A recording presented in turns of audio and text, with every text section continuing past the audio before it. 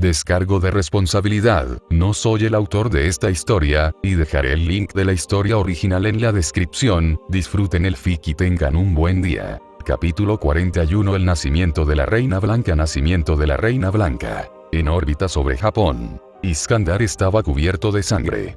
Su capa roja quedó quemada y ennegrecida por el humo. Se había enfrentado a Sun Wukong en su carro de guerra, y terminó muy mal para él. Sin la intervención de Gilgamesh, el rey del conquistador inevitablemente habría perecido. Un grito furioso resonó cuando una torre se derrumbó cerca de la plaza donde luchaba la infantería macedonia. Al girar la cabeza, el rey de Macedonia vio a un gigantesco hombre mono que luchaba por liberarse de las cadenas de oro. A su alrededor, el rey mono pululaba por sus clones y por gorilas con cabeza de babuino y pelaje dorado. Estaban sacudiendo las cadenas de oro que ataban a Sun Wukong, buscando liberar a su rey, en vano. Enkidu, las cadenas del cielo tenía el poder de sellar a un dios, y su resistencia aumentaba según el oponente al que inmovilizaba. Centrándose nuevamente en la batalla a su alrededor, Iskandar arrojó a Bucéfalo a la carga. Su espada subía y bajaba, a derecha e izquierda. Con cada golpe, una estatua animada se rompía y caía al suelo rota en varios pedazos. Sin embargo, más y más guerreros de piedra convergían en el sirviente clase jinete. Todos habían sido diseñados a imagen de un soldado hindú con taparrabos y turbante, armado con un escudo y una lanza. Sin embargo, a pesar de la ventaja numérica de los indios, el enfrentamiento se inclinó a favor de los soldados del rey del conquistador.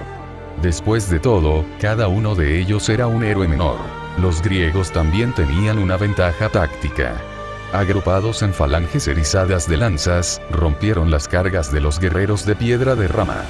Sin embargo, los indios continuaron avanzando a pesar de las grandes pérdidas. Hay que decir que no eran más que estatuas animadas, ninguno de ellos era consciente de su propia existencia, sin sentir miedo ni deseo de proteger su existencia. Incluso si lucharan 1 contra 1000, atacarían con la misma determinación. Cuando el último soldado de piedra fue aplastado por la espada de un oficial, resonó un grito de victoria. Desafortunadamente, incluso si los macedonios acababan de repeler a la infantería enemiga, la batalla estaba lejos de terminar. Al otro lado de la gran plaza, entre los edificios en ruinas, se congregaban carros de guerra. Además de un conductor que sostenía las riendas de 2 caballos de piedra, cada carro llevaba un arquero. Con su espada, Iskandar designó a los enemigos que se preparaban para atacar. Eumenes, hicimos el truco que nos permitió derrotar a los carros de guerra de Darío en la batalla de Isus. Eumenes de Cardia, uno de los generales más brillantes de Iskandar, comenzó a distribuir órdenes. Los peltastoi, lanzadores de jabalinas, los espendonetes, honderos, y los toxotes, arqueros, avanzaron, dejando el refugio de los edificios detrás de los hoplitas, para refugiarse en las plazas de infantería. En un silencio impresionante, solo se escuchaba el ruido de las ruedas sobre el pavimento. Los carros de guerra llegaron a la batalla. Los arqueros transportados por los carros comenzaron a disparar y los griegos alzaron sus escudos de bronce para protegerse. Al mismo tiempo, Oxíbeles, I, empezó a disparar. Los proyectiles, piedras del tamaño de una cabeza humana, destrozaron los carros o destruyeron a sus conductores. Sin embargo, las pérdidas fueron leves entre los indios, la balista griega disparaba lentamente y había que tensar el arco con un cabrestante entre disparos, mientras los carros se precipitaban hacia las líneas macedonias. A medida que los carros se acercaban, algunos soldados griegos tragaron saliva mientras observaban las hojas de las guadañas que adornaban las ruedas de los carros. Si los indios entraran en contacto, sería una masacre. De repente. Ahora. Eumenes acababa de levantar su xipos, espada griega. Las filas de los griegos se abrieron, los soldados se levantaron y echaron a correr. Los carros indios continuaron su camino, apresurándose a los espacios que los griegos acababan de vaciar, alejándose lo más rápido que podían. Alineados a lo largo de las avenidas que los hoplitas acababan de abrir en sus filas, los tiradores alzaron sus armas. Una lluvia de flechas, tirachinas y jabalinas cayeron sobre las estatuas animadas que estaban sobre los carros de guerra de piedra, golpeando en ambos lados. Los primeros carros volcaron y formaron obstáculos contra los que chocaron los siguientes. La masacre prometida había tenido lugar, pero no entre los griegos. Las brillantes tácticas de Alejandro Magno le habían ofrecido la victoria una vez más. Juana de Arco jadeaba, la santa no recordaba cuánto tiempo llevaba luchando. Además de las estatuas de piedra que avanzaban por las calles de la ciudad, la francesa también tuvo que contrarrestar los ataques sorpresa de espíritus aéreos que aparecían de repente, atacando incluso por detrás. Estaban tratando de destruir los programas de ataque tipo planta que estaban detrás de una línea de programas enemigos que los defendía. Juana de Arco conocía la guerra, no ignoraba la importancia de los refuerzos. Las plantas invocaban constantemente nuevos enemy programs, mientras que las estatuas de piedra de rama existían solo en una cantidad finita. Las plantas eran la clave de la victoria, al menos si podía defenderlas. Un chasquido de alas advierte a Jeanne del regreso de su enemigo más peligroso. Ella saltó a un lado, haciendo girar su estandarte en una deslumbrante exhibición marcial. El Pegaso relinchó de frustración, viró y recuperó altitud mientras Perseo reía. Bonita maniobra defensiva. Pero ¿hasta cuándo resistirás, bella entre las bellas? ¿No deberías de poner las armas? Soy un héroe, y no es el papel del héroe entregar a la hermosa. Cautivo. ¿Por qué seguir peleando conmigo? Al ver al jinete blandir su espada, Jeanne apretó los labios bajo el efecto de la ira. Odiaba que la menospreciaran como un botín atractivo. Además, el comportamiento teatral de Perseo exasperaba a la joven, el dios maligno siempre posaba como si un público extasiado aplaudiera cada una de sus líneas. Lucho voluntariamente por Altera, no soy prisionero de nadie. ¿Qué? Pensé que eras la heroína de Francia. ¿Por qué servir a Belver, el destructor de mundos? Digamos que tengo una razón para luchar por Altera, ciertamente no peleo por Belver. Perseo pareció pensar. Finalmente asintió con la cabeza. ¿Luchas por Altera? Sí, respondió Jeanne, asintiendo con la cabeza y apretando su estandarte con ambas manos. Lucho por ella, alguien tiene que luchar para salvarla, nadie piensa nunca en ella. Ya veo, entonces no eres tú, Juana de Arco, quien está cautiva. Tirando de las riendas de su Pegaso, Perseo se alejó inmediatamente, después de haber saludado a Juana con un movimiento de cabeza. Había perdido interés en el santo francés. Nuevamente los indios atacaron las plazas de la falange macedonia. En un concierto de trompetas, los gigantescos elefantes de guerra iban ganando velocidad, pisoteando el pavimento. Sobre el cuello, el Maous dirigió la enorme estatua de piedra con forma de elefante. Detrás de él, una torre con almenas estaba ocupada por arqueros que disparaban sus flechas. Pero los griegos no entraron en pánico. Se habían enfrentado a los elefantes indios en la batalla de Hidaspes. Agrupados en cuadrados erizados de Sarisa, largas lanzas de 5 a 7 metros, los hoplitas oponían un auténtico muro de puntas de lanza a los inmensos paquidermos. En medio de la refriega, los hipaspestes, eran claramente reconocibles por sus escudos dorados. Hicieron retroceder a los elefantes y los atravesaron con sus lanzas. A su alrededor se amontonaban estatuas rotas. ¡Jarara! Iskandar acababa de gritar. Levantándose desde una calle adyacente, encabezó la carga de los jinetes. El rey de los conquistadores montaba su poderoso caballo negro como la sangre del toro, blandiendo su espada aureolada de relámpagos. Detrás de él venía la caballería griega.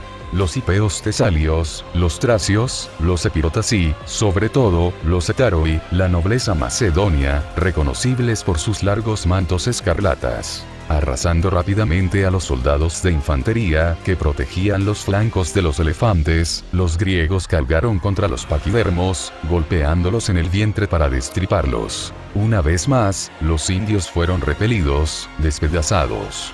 Pero a pesar de esta nueva victoria, los refuerzos se estaban reuniendo nuevamente, preparando un nuevo ataque. La batalla había durado horas y seguía igual de indecisa. Entre los guerreros indios, los caballeros medievales parecían completamente anacrónicos.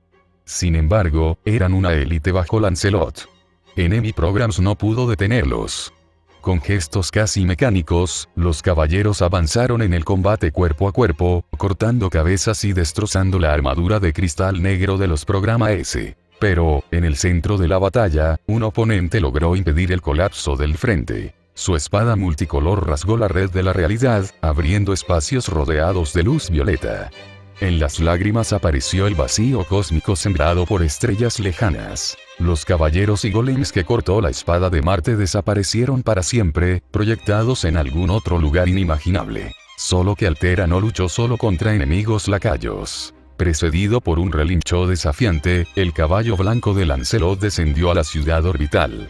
Como un cometa, galopó hacia el suelo, dejando tras de sí una trayectoria luminosa. Saltando a un lado, el azote de Dios esquivó el ataque. Mientras la reina del Amazonas tiraba de las riendas de su montura para girar, Altera le apuntó con su espada. Al instante siguiente, un chorro de hielo envolvió al caballo y a su jinete.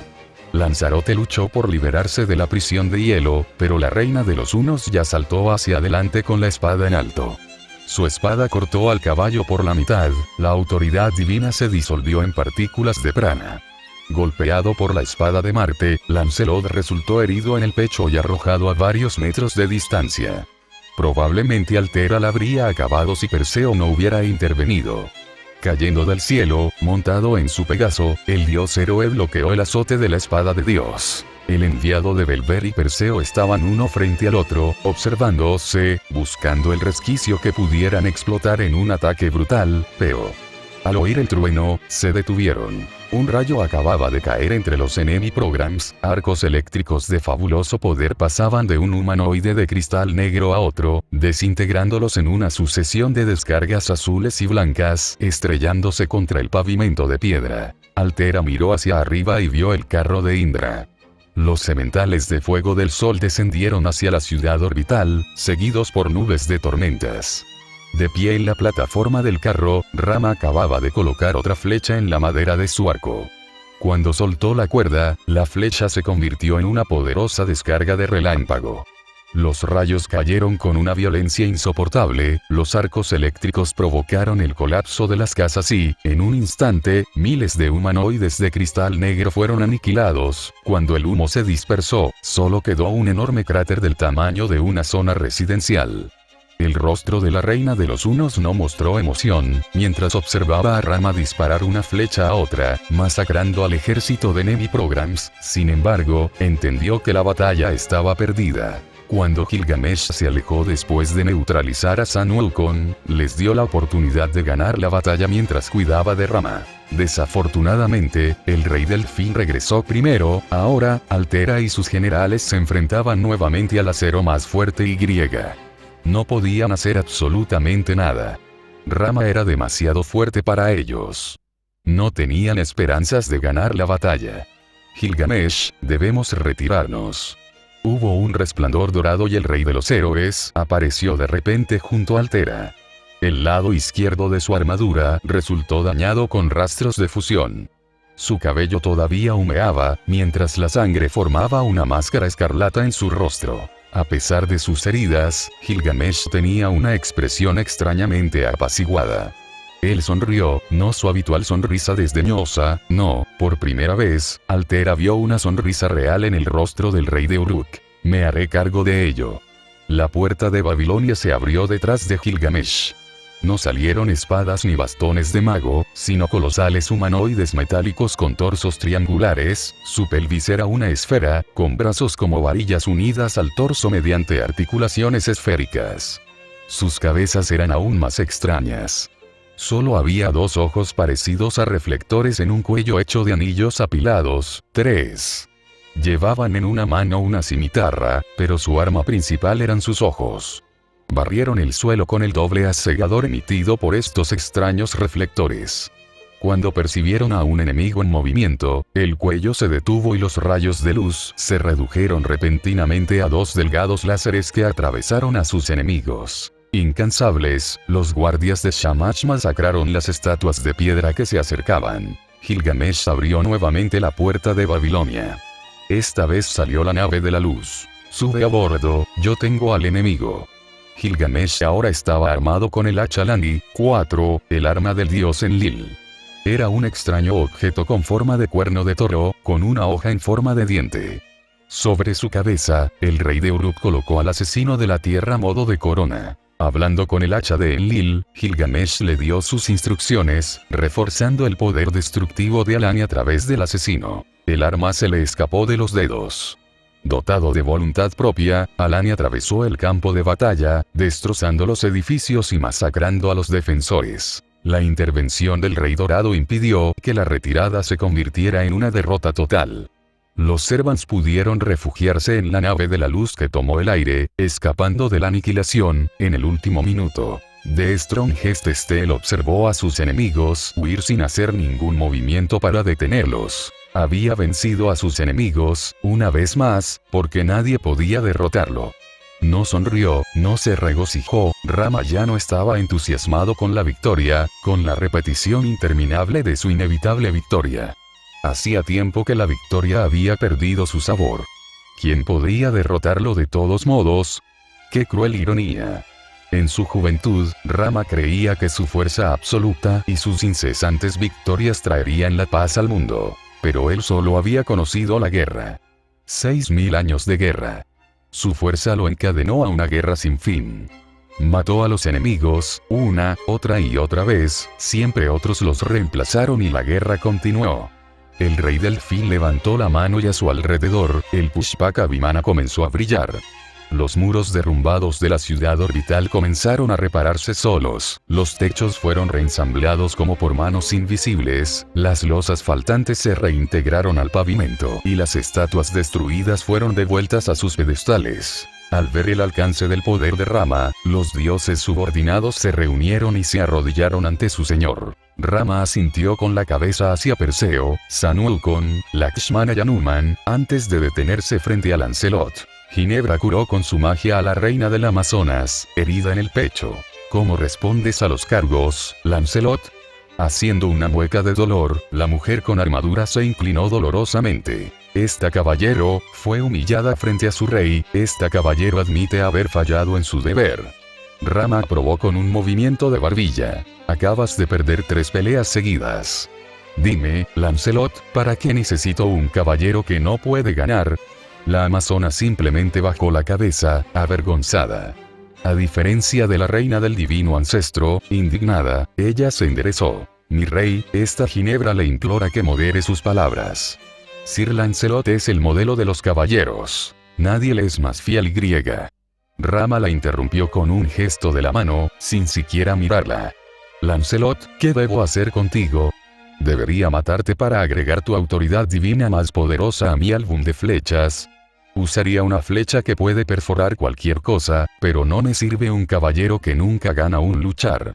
La reina del Amazonas quedó mortificada. Este caballero te ha jurado lealtad, mi rey. Fidelidad. La voz de Rama era burlona, él no creía en la fidelidad. Tocó un medallón de acero alrededor de su cuello, haciendo aparecer el Santo Grial. El rey que gobernará al fin de los tiempos miró el poderoso objeto mágico. Bueno, tal vez todavía pueda serme útil, Sir Lancelot, intentémoslo. Asustada, Ginebra quiso protestar, pero al ver el sangreal brillar con una luz blanca cada vez más potente, solo puede retroceder levantando las manos ante los ojos para no quedarse ciega. Cuando Ginebra abrió los ojos, Lancelot se paró frente a ella. Su inmaculada armadura ya no tenía el más mínimo rastro de la batalla anterior. En una mano sostenía su lanza y en la otra su escudo. Una débil aura blanca rodeaba al caballero, como si estuviera en reposo, pero daba la impresión de vibrar con un poder inconmensurable. Sin embargo, al mirar el rostro de su amiga, el divino ancestro lanzó un pequeño grito de angustia. Los hermosos ojos morados de Lancelot reflejaban nada, absolutamente ninguna emoción, ningún sentimiento. Aterrorizada, la bruja de Bretaña se volvió hacia Rama. Mi rey, ¿qué le hiciste a Sir Lancelot? Caminando pacíficamente hacia el trono que reemplazaba su tumba en medio de la inmensa cúpula en el centro de su ciudad, Rama se sentó. Le devolví su verdadera naturaleza. Un dios de acero es un arma. Ni más ni menos. Ginebra se volvió hacia Lancelot, inmóvil como una estatua, y luego miró a Rama sin entender lo que quería decir. Su verdadera naturaleza. Los sentimientos y las emociones son una carga innecesaria para un arma, desafortunadamente estoy perfectamente calificado para saber eso. Recuerda, yo también soy un dios del acero. Lancelot, no, llamémosla la Reina Blanca. La Reina Blanca ahora está libre de dudas y vacilaciones. Ahora usará todo su poder para destruir a quien yo designe. La envidio. Como yo sería como ella, sin memoria, sin remordimientos, una mera arma cumpliendo su misión, sin debilidades humanas.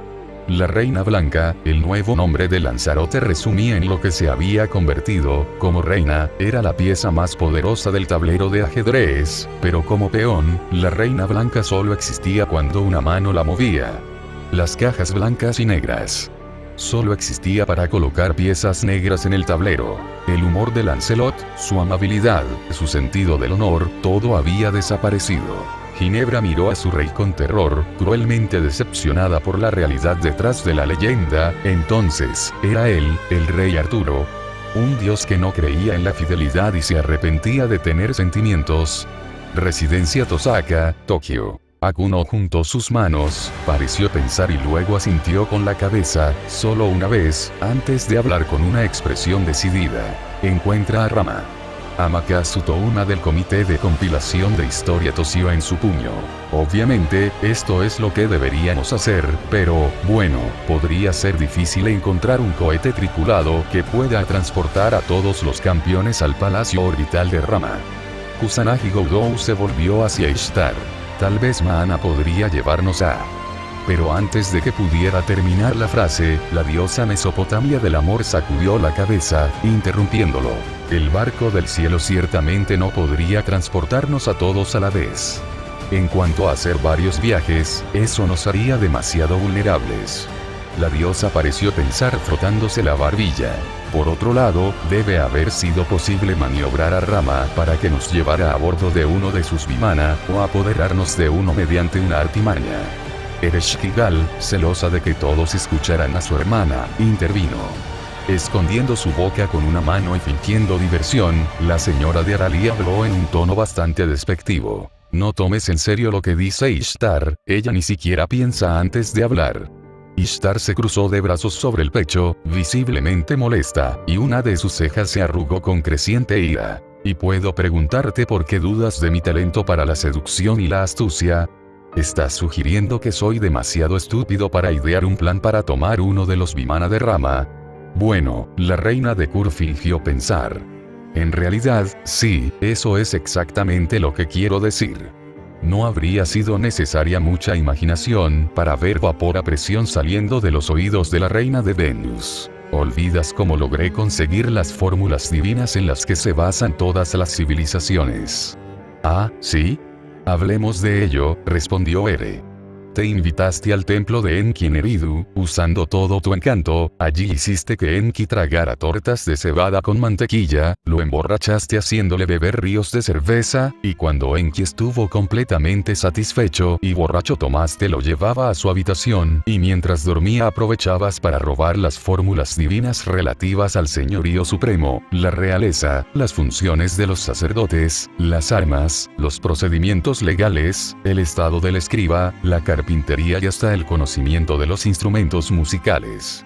5. Shirou miró a Ishtar, sorprendida al saber que ella había robado los secretos divinos de su propio abuelo. Pero, con una mano en la cadera, usando la otra para pasar por encima del hombro uno de sus dos coletas, la señora del cielo sonrió audazmente, una sonrisa malvada, por supuesto. Y cuando ese viejo tonto despertó y se dio cuenta de que lo había engañado, ya me había escapado, respondió con tono orgulloso. Gracias a la velocidad de Maana, ya había llegado a mi templo de Uruk, sano y salvo, ya que él envió contra mí las poderosas armas forjadas en el cielo. Entonces, verás, soy perfectamente capaz de robar uno de los vimana de Rama y reutilizarlo. Esto contra él. Shiro y Godol intercambiaron una mirada desconcertada. ¿Qué diosa más malvada? No le da vergüenza robarse a su propia familia. Estoy completamente de acuerdo. De repente siento simpatía por Gilgamesh. Pero Ere empezó a gritar, apretando los puños. Y yo digo que no funcionará. Funcionará, respondió Ishtar sonriendo con confianza. Nadie puede resistirse a mi seducción. Deberías hablar con Gilgamesh al respecto, respondió Ere. Estoy seguro de que está completamente de acuerdo contigo. Enrojecida por la ira, olvidando que era una gran, noble y elegante diosa, Ishtar comenzó a estirar las mejillas de Ereshkigal con ambas manos, mientras la diosa del inframundo respondía tirándole del cabello. Se comportaron como niñas de 7 años. Girando la cabeza, Goudou suspiró, pero solo una vez. La escena ya era demasiado habitual para volver a sorprenderlo. Cuando se comportaban así, no tenía sentido tratar de calmarlos, a menos que quisieras recibir un golpe. Miró a las demás personas alrededor de la mesa. Dejando de lado el problema del transporte, comencemos por unir a los campeones. Luo aprobó mientras parecía un poco sorprendido de las dos diosas, peleando en medio de explosiones y descargas eléctricas rojas. La relación entre los reyes diablo estuvo marcada por cierta solemnidad. La tradición era que solo discutirían una alianza cara a cara y que el aspirante afrontaría el viaje para encontrarse con el campeón y cuya ayuda buscaba. Voy a ver a Madame Aisa. Somos viejas amigas y ella no se negará a verme, al menos si está de regreso en la tierra. En ese caso, hermana mayor, iré a Europa para encontrarme con Lord Salvatore Don y el príncipe negro Alec. Me parece justo, hermanito, luego iré a América a encontrarme con John Pluto Smith, concluye el gobernante del arte marcial. Ishtar, con el pelo erizado todavía cubierto de descarga eléctrica, se para a la derecha de Goudou. En ese caso, creo que sería más seguro si fuéramos con nosotros. Ya que Rama puede detectar a los campeones, definitivamente atacará si comienzan a reunirse en el mismo lugar. Nosotros. ¿De quién estás hablando, diosa de Venus? La pregunta de Goudou recibió una respuesta de Ereshkigal, quien viene a la izquierda del rey demonio japonés. Su cabello todavía humeaba. Ishtar, Akuno, Shiro y yo, por supuesto.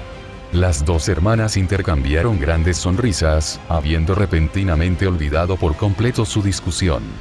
De hecho, sonreían en connivencia, como dos cómplices. Goudou levantó sus ojos al cielo. Él nunca los entendería, se odiaban, se gustaban, a menos que dependa de la dirección del viento. Emi Yashiro acababa de salir de la sala de reuniones. Tenía muchas cosas que hacer, preparar la maleta, cortar el agua y el gas, tirar todos los productos perecederos en la nevera, etc.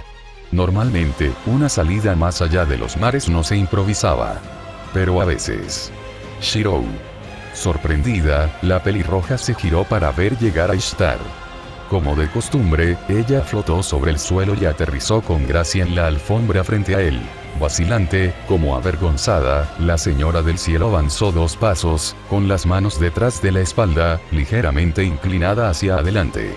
Shirou, no podemos seguir peleando así, sabes que me preocupo mucho por ti. Y todo lo que he hecho, lo he hecho por ti.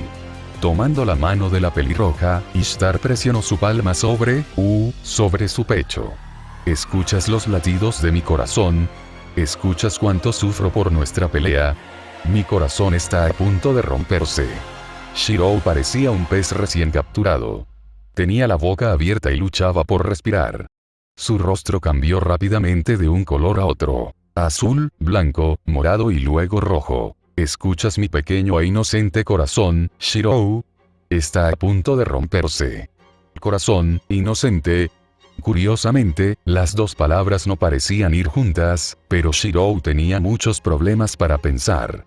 De hecho, ya tenía suficientes problemas con su propio corazón, latía tan rápido que casi le da un infarto y por qué de repente tenía tanto calor. ¿De qué estaba hablando Ishtar? Boing. Simplemente no podía concentrarse. Intentó quitarle la mano, pero la diosa mesopotámica era mucho más fuerte que él, y le atacó la mano. Hirviendo. Sobre algo muy suave. Y la voz de la diosa fluyó por sus oídos como miel. No vamos a seguir enojados por más tiempo. Sería tan estúpido. Shirou pensó que Ishtar era muy convincente, y griega. No, negó con la cabeza, antes de suspirar exasperadamente. Por un momento había olvidado con quién estaba tratando. ¿Cuántas veces ensayaste tu diatriba frente al espejo? Hubo una breve pausa, y luego la señora del cielo parpadeó y miró hacia otro lado con un puchero, obviamente molesta. Durante 3 días, todas las mañanas, ¿cómo lo adivinaste? Quizás te faltó un poco de espontaneidad. Tenía una sonrisa traviesa. Oh, está bien. Creo que mi mejor argumento está ahí. La diosa presionó la mano de Shirou un poco más fuerte contra ¿sabes qué? Y la pelirroja se sonrojó. Como si lo hubiera mordido una serpiente, el farsante rápidamente retiró la mano, sin que la reina de Venus intentara detenerlo esta vez. Tengo cosas que hacer, nos vemos luego. Shirou se escapó, no había otros términos, e Ishtar lo vio hacerlo divertida.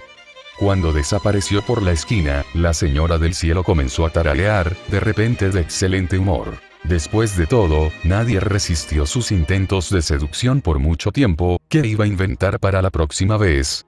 Shirou era tan lindo cuando se sonrojaba y tartamudeaba. 1. Balista griega, no necesariamente lanzaba flechas de ballesta gigantes. De hecho, a menudo se utilizaban para arrojar piedras. 2. Guardias reales de Macedonia. Su nombre completo es Upaspista y Tonetairono, portadores del escudo del rey. 3. Descripción basada en un grabado sobre un sello cilíndrico sumerio. Estas extrañas criaturas, parecidas a robots, son los guardianes de Masu, custodian la entrada de la montaña que se eleva a la bóveda del cielo. Aparecen notablemente en la epopeya de Gilgamesh. El rey de Uruk debe pedirles permiso para pasar y cumplir su misión. Deseo interrogar a Utnapishtim sobre la vida y la muerte. 4. Arma creada y utilizada por Enlil en una antigua narrativa llamada el mito del pico. Su nombre, Alani, puede traducirse como hacha que genera poder. En el mito, Enlil le habla a su hacha, que actúa sin necesidad de que él la sostenga. La corona llamada Slaser, o Earte Slaser, le permite a Enlil amplificar el poder de Alani. La casa que se levanta contra el Señor. La casa que no se somete al Señor. Alani lo hace someterse al Señor. A los malos les falta desde la cabeza hasta las plantas de los pies, los aplasta. Arranca las raíces de la tierra, arranca la corona. Alani cortó a la gente mala por la mitad desde la cabeza hasta las plantas de los pies, y cortó las montañas por la mitad desde las raíces de la tierra hasta la coronilla cima. Al menos un noble fantasma antimontaña de clase A. 5. Contenido garantizado. Mito mesopotámico 100% auténtico.